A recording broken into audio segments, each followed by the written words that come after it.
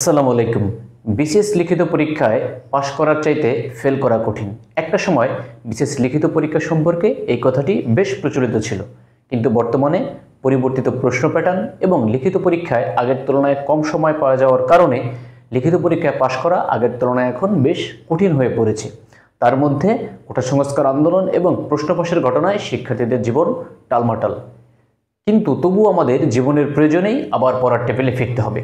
যারা 46তম বিসিএস প্রিলিমিনারিতে পাশ করেছেন এবং লিখিত পরীক্ষায় অংশ নেবেন, তাদের হাতে খুব বেশি সময় বাকি নেই। তাই এই গুরুত্বপূর্ণ সময়ে আপনাদের জন্য আমার অভিজ্ঞতা থেকে বেশ কিছু পরামর্শ নিয়ে আজকে আমরা আলোচনা করব। বিশেষ করে যারা প্রথমবার লিখিত পরীক্ষায় অংশ নেবেন, তারা অনভিজ্ঞতার কারণে অনেক সময় অনেক বড় বড় ভুল করে থাকে। তার মধ্যে সবচেয়ে বড় যে ভুলটি সবাই করে থাকে সেটি হচ্ছে যে অনেক সময় একটা বা দুইটা পরীক্ষা খারাপ হওয়ার কারণে পরবর্তী পরীক্ষাগুলোতে আর অংশ না নেওয়া। এটি একদমই করা যাবে না।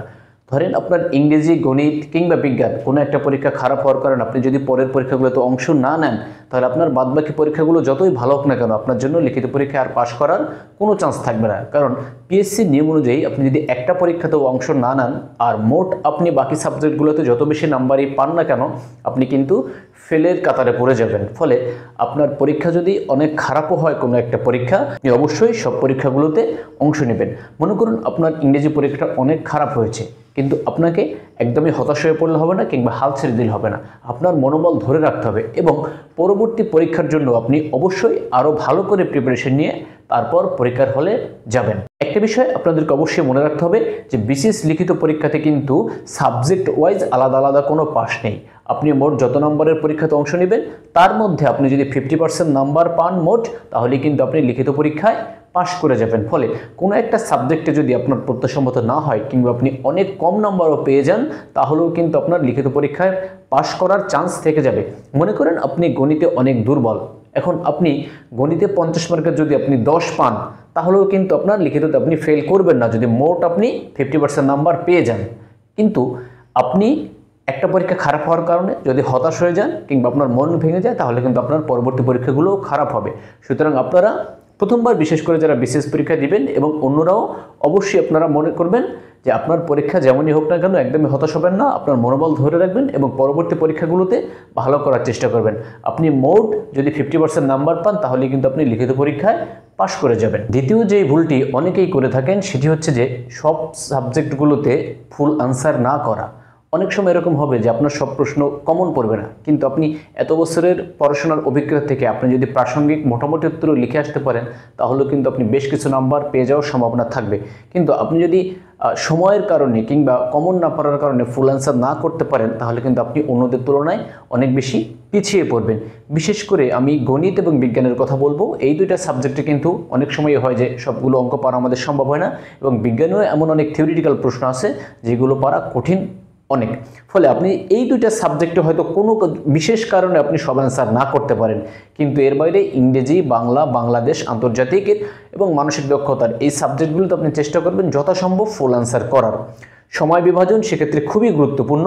তো সময় বিভাজনের বিষয়টি ফুল অ্যান্সার করার ক্ষেত্রে যেহেতু অনেক গুরুত্বপূর্ণ, আমি আপনাদেরকে কিভাবে আপনারা লিখিত পরীক্ষায় টাইম ম্যানেজমেন্ট করবেন সে বিষয়টি আপনাদেরকে বোর্ডে দেখিয়ে দিচ্ছি। তো চলুন বোর্ডে যাওয়া যাক। প্রথমেই আমরা সেই বিষয়গুলো দেখব যেগুলো বিসিএস লিখিত পরীক্ষায় 200 মার্কের হয়, যেমন বাংলা, ইংলিশ এবং বাংলাদেশ।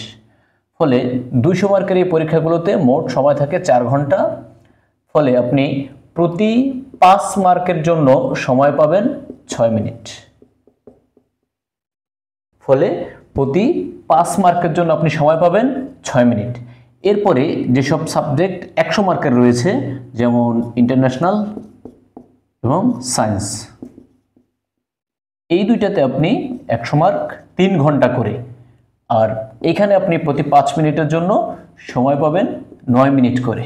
ফলে আপনি বাংলা, ইংলিশ এবং বাংলাদেশ এগুলো যেহেতু 200 মার্কের 4 ঘন্টা করে, অর্থাৎ 240 মিনিট করে সময় 200 মার্কের জন্য, আপনি প্রতি 5 মার্কের জন্য 6 মিনিট করে সময় পাবেন। ইন্টারন্যাশনাল এবং সায়েন্সের ক্ষেত্রে আপনি প্রতি 5 মার্কের জন্য সময় পাবেন 9 মিনিট করে।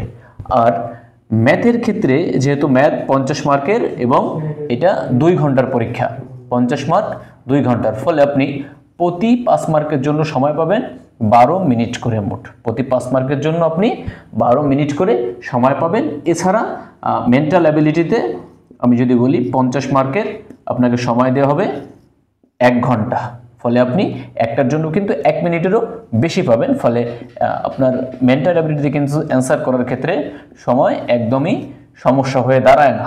হ্যাঁ, ফলে আমি যদি আবার একটু আসি বাংলা ইন্টারন্যাশনাল এবং বাংলা ইংলিশ এবং বাংলাদেশ এই তিনটার ক্ষেত্রে প্রতি 5 মার্কের জন্য আপনি সময় পাবেন 6 মিনিট এবং ইন্টারন্যাশনাল সায়েন্সের জন্য 5 মার্কের জন্য পাবেন 9 মিনিট। এখন আপনারা অনেক সময় জিজ্ঞেস করে থাকেন যে একটা রচনা আমি কয় পৃষ্ঠা লিখব, কিংবা আমার এই প্রশ্নটার উত্তর কতক্ষণ লেখা উচিত, কয় পৃষ্ঠা লেখা উচিত। আসলে এটা পুরোপুরি নির্ভর করে আপনার সময়ের উপর। আপনি একটা প্রশ্নের 5 মার্ক যদি হয় সেটার পূর্ণমান, তাহলে আপনি 6 মিনিটের মধ্যে যতটুকু লিখতে পারবেন ততটুকুই আপনি লিখবেন। ভুলেও আপনি এটা করতে যাবেন না যে প্রশ্নটা অনেক সুন্দর করে লিখতে যেয়ে আপনি 6 মিনিটের যদি 7-8 মিনিট বেশি সময় নিয়ে ফেলেন, তাহলে কিন্তু অন্য একটা প্রশ্ন আপনাকে আবার কম সময় দিতে হবে। ফলে আপনারা অবশ্যই সময়ের বিষয়টি খুব গুরুত্বের সাথে দেখবেন। যেভাবে আপনারা চাইলে এটি আপনাদের খাতায় নোট করে নিতে পারেন যে কোন সাবজেক্টে আপনি 5 মার্কের জন্য কত মিনিট করে সময় পাবেন। তো টাইম ম্যানেজমেন্টের ক্ষেত্রে আপনি যদি খুব স্ট্রিক্ট থাকেন, তাহলে কিন্তু আপনাদের ফুল আনসার করার ক্ষেত্রে আর একদমই সমস্যা হওয়ার কথা না। এরপরে যে বিষয়টি নিয়ে আমি কথা বলবো সেটি হচ্ছে ফিজিক্যাল এবং মেন্টাল স্ট্রেস সামলানো। বিসিএস লিখিত পরীক্ষায় একটানা যেহেতু পরীক্ষা হয়, প্রত্যেক দিন 3-4 ঘন্টা করে পরীক্ষা দিয়ে বাসায় আসা, অর্থাৎ হল বা বাসা থেকে পরীক্ষার হলে জার্নি করা, 3-4 ঘন্টা লেখা, এরপর পরের দিনের পরীক্ষাটা রিভিশন দিয়ে সকালবেলা ঘুম থেকে উঠে আবার নিজেকে পরীক্ষার হলে নিয়ে যাওয়া, এটা অত্যন্ত কঠিন একটি কাজ। তাই ফিজিক্যালি এবং মেন্টালি আপনাকে পরীক্ষার আগেই সেভাবে তৈরি করতে হবে যে পরীক্ষার দিনগুলোতে আপনি যাতে একদমই অসুস্থ হয়ে না পড়েন।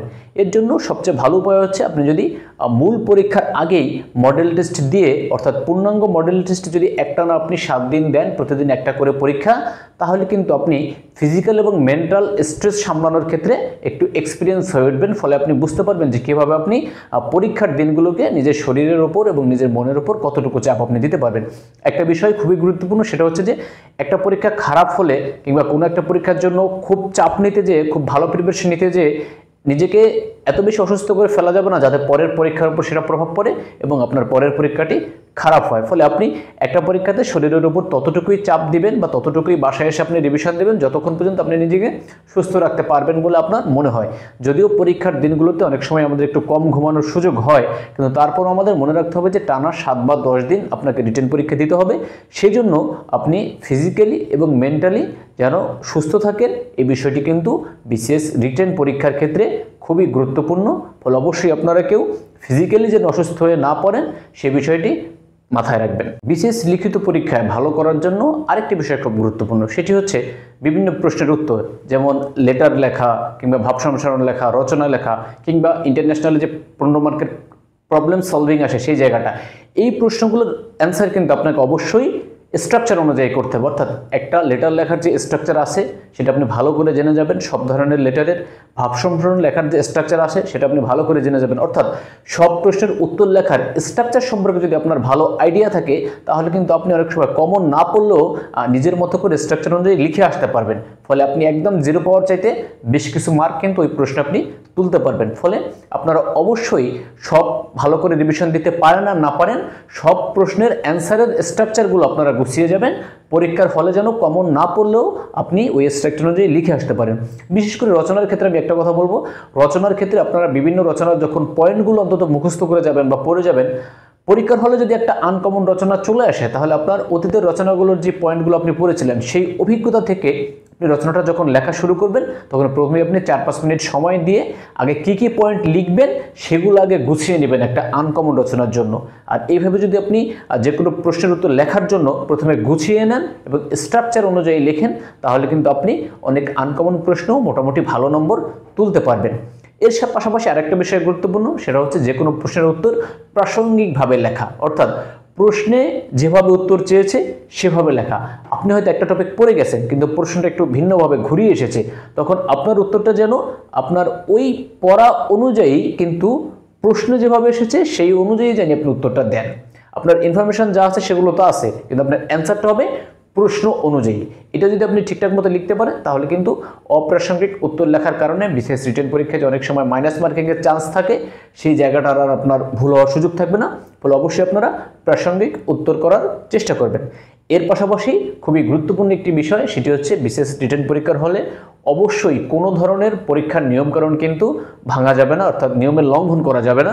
পরীক্ষায় অসৎ উপায় অবলম্বন বলেন কিংবা পরীক্ষার হলে যারা ইনভিজিলেটর থাকেন তাদের সাথে কোনো ধরনের অসদাচরণ একদমই করা যাবে না। কারণ বিশেষ রিটেন পরীক্ষায় কিংবা বিশেষ প্রিলিমিনারি পরীক্ষায় কিন্তু সাইলেন্ট এক্সপেল করা হয়ে থাকে, অর্থাৎ আপনি যদি আপনার ইনভিজিলেটরের সাথে অসদাচরণ করেন কিংবা পরীক্ষায় কোনো ধরনের অসৎ উপায় অবলম্বন করেন, আপনি নিজেও কিন্তু জানবেন না কখন আপনাকে এক্সপেল করা হয়ে গেছে।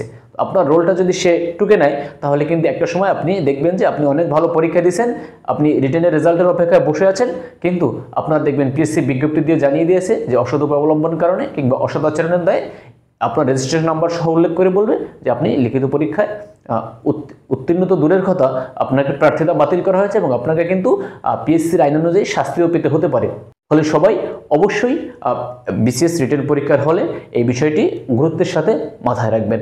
তো আজকে আমি ভিডিওতে যে বিষয়গুলো নিয়ে কথা বললাম, আপনারা যদি বিসিএস রিটেন পরীক্ষার প্রস্তুতির ক্ষেত্রে এবং পরীক্ষার হলে এই ভুলগুলো না করেন এবং বিষয়গুলো খুব সুন্দর করে মাথায় রাখেন, তাহলে আমার মনে হয় যে আপনাদের লিখিত পরীক্ষায় পাশ করা খুব একটা কঠিন হওয়ার কথা না। ভালো থাকবেন, কথা হবে পরের কোনো ভিডিওতে।